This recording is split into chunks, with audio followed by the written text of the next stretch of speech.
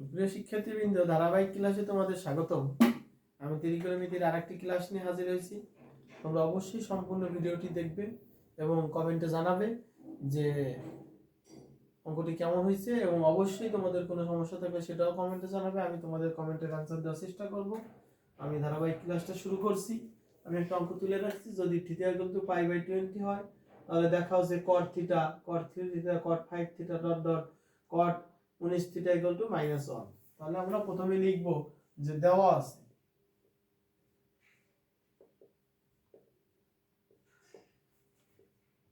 আছে theta equal to pi by 20।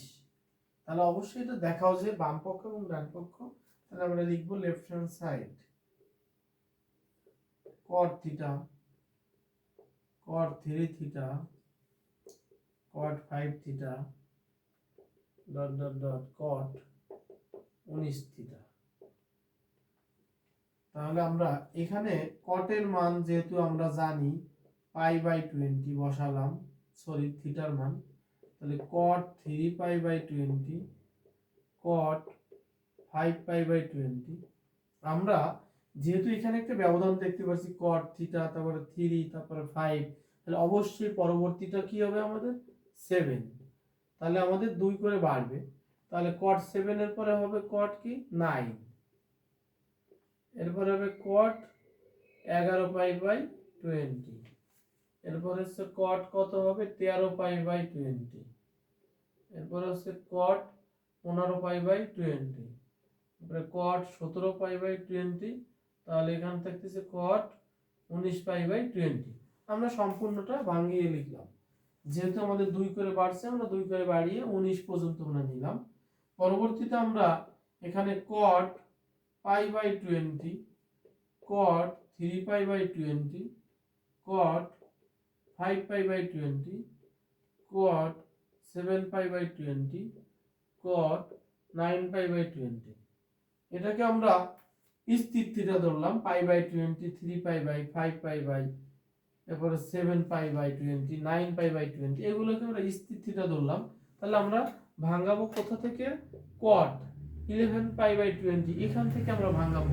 তাহলে আমরা সবসময় মনে রাখবো এই প্রথমটাকে আমরা স্থির ধরছি, তাহলে এখানে পাই বাই 2 ফরম্যাটে নিব। তাহলে আমরা জানি কি যে পাই বাই 2 প্লাস থিটা এই ফরম্যাট অথবা মাইনাস এই ফরম্যাট আমরা ইউজ করতে পারি। তাহলে আমরা cot pi by 20 plus cot pi by 2 plus cot pi by 20, এটাকে যদি আমরা ক্যালকুলেশন করি তাহলে আমরা 11 পাই বাই 20 পাই। এরপর হচ্ছে cot, যেহেতু আমাদের থিটা পরবর্তী থিটা আছে 3 পাই বাই 20, তাহলে pi by 2 plus 3 pi by 20। আমরা এই স্থির থিটাগুলো যদি আমরা কল্পনা করে নিই তাহলে আমাদের অঙ্কটা ইজি হয়ে যাবে। এরপর হচ্ছে cot 5 পাই বাই 20, আমরা লিখতে পারি cot পাই বাই 2 প্লাস হচ্ছে 5 পাই বাই 20।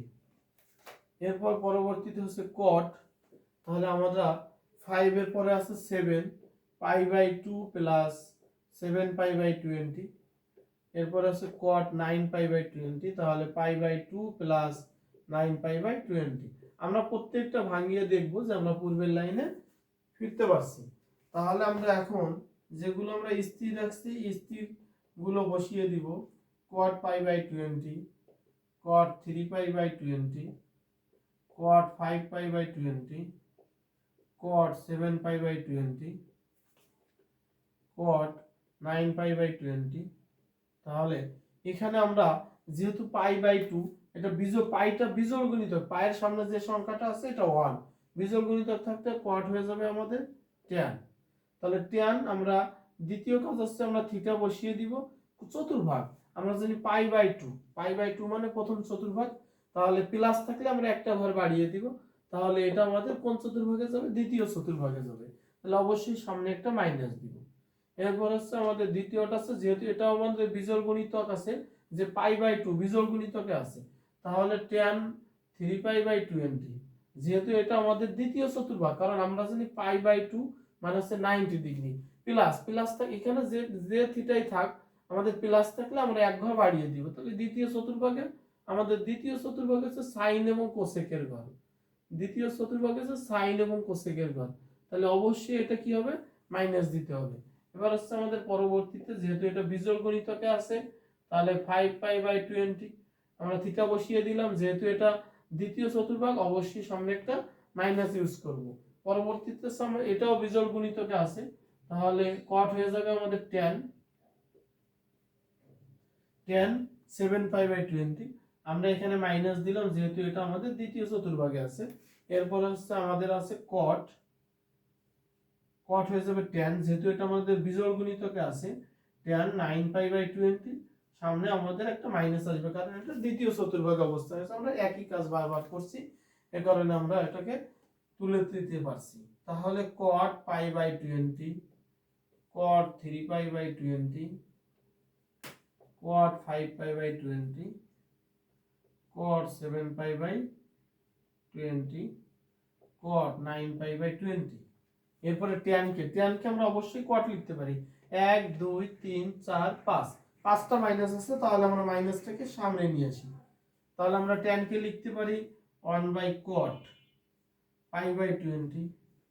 এখানে লিখতে পারি 1/tan, সরি tan কে আমরা cot লিখব, তাহলে cot 3π/20, তাহলে cot 5π/20, প্লাস cot 7π/20, cot 7π/20। এরপর লিখতে পারি cot 9π/20। 1 2 3 4 5 6 7 8 9 10। তাহলে আমরা cot π/20 এর সাথে cot π/20, cot 3π এর সাথে 3π, 5π এর সাথে 5π, তার 7π/20/7π/20 এবং cot 9π/20/cot 9π/20 আমরা কাটাকাটি করতে পারি। সবগুলো কাটলে আমাদের অ্যানসারটা হচ্ছে -1। যেহেতু আমাদের রাইট হ্যান্ড সাইডে আছে আমাদের -1, তাহলে লিখতে পারি এটা রাইট হ্যান্ড সাইড। তাহলে অবশ্যই আমাদের প্রথম কাজটা কি করছিলাম, যে থিটা সমান দেওয়া আছে বসাইলাম, লেফট হ্যান্ড সাইড বসালাম, বসানোর পরে আমরা থিটার মানটা বসিয়ে দিলাম। আমরা দেখলাম এখানে ডিফারেন্স আছে কত করে, 2 করে বৃদ্ধি পাইছে, তাহলে আমরা cot 2 করে বৃদ্ধি পাওয়ার পরে আমরা 19π/20 পর্যন্ত গেলাম। এরপর আমরা স্থির থিটা রাখলাম 9π/20 পর্যন্ত। এরপর 11 থেকে আমরা ভাঙালাম π/2 ফরম্যাটে, তাহলে π/2 প্লাস π/20, এটাকে ক্যালকুলেশন করলে আমরা 11π/20 পাই। তাহলে এভাবে করে আমরা যেহেতু π/2, এরপরে থিটা হচ্ছে 3π, 5π/20, 7π/20, 9π/20, পর আমরা এই থিটাগুলোকে স্থির ধরে আমরা কাজ করলাম যাতে অঙ্কটাকে আমরা ইজি করতে পারি। তাহলে আমরা এরপর আমরা কোয়াড্রান্ট নির্ণয় করলাম, যে এটা হচ্ছে প্রথমে যেহেতু আমাদের এই চতুর্ভাগের কাজ, তাহলে cot π/2, পাইটা হচ্ছে বিজোড় গুণিতকে থাকলে আমাদের পরিবর্তন হবে, আর জোড় গুণিতকে থাকলে পরিবর্তন হবে না। তারপরে আমরা কোয়াড্রান্ট নির্ণয় করার পরে আমরা দেখলাম 5টা মাইনাস আছে, আমরা জানি বিজোড় মাইনাস থাকলে একটা মাইনাস থেকে যাবে। এরপর আমরা সব cot tan কে আমরা 1/cot লিখলাম, আমরা ভগ্নাংশ করে থাকলে সমান সংখ্যায় কাটাকাটি করলাম, কাটাকাটি করার পরে আমাদের -1 আসছে, আমাদের রাইট হ্যান্ড সাইডটা মিলে গেছে। সবাইকে সম্পূর্ণ ভিডিওটা দেখার জন্য ধন্যবাদ, এবং পরবর্তীতে কোথাও কোনো বুঝতে সমস্যা হলে কমেন্টে জানাবে, আমি রিপ্লাই দিব। সবাইকে ধন্যবাদ জানিয়ে আমার এই সুন্দর ক্লাসটি শেষ করলাম।